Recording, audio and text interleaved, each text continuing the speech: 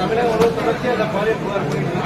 எப்போதெல்லாம் அந்த புகார் வருதோ திமுக தலைவர் பேட்டி கேட்கும்போது பொன்னாடி பயன்படுத்துறாங்க. அப்போது அதிமுக நடவடிக்கை எடுத்துக்கொள்றாங்க. அது சாதாரண